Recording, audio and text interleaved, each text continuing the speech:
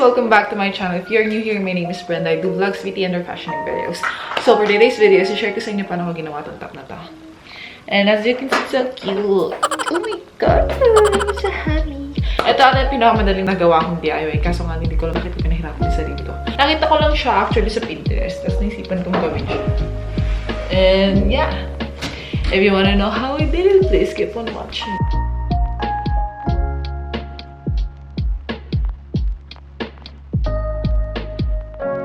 Okay, so at first I thought of measuring my bust width and multiplying it by 3 to make more ruffles, but I ended up using a yard of fabric. So this is the fabric I used, and I already folded it in half because it doesn't fit on the frame and it is easier to cut it like this.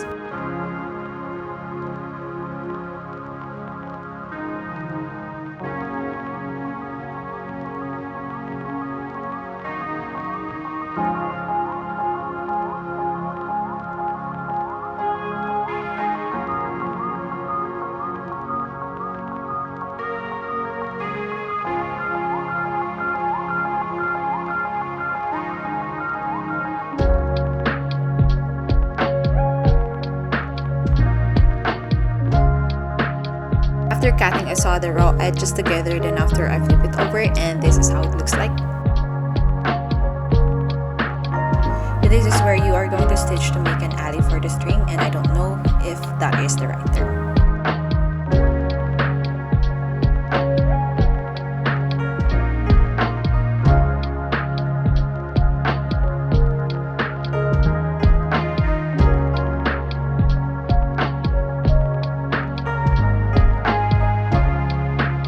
And for the string, I cut 2 strips of fabric with 1 inch width and attached it together, then went ahead and stitched it.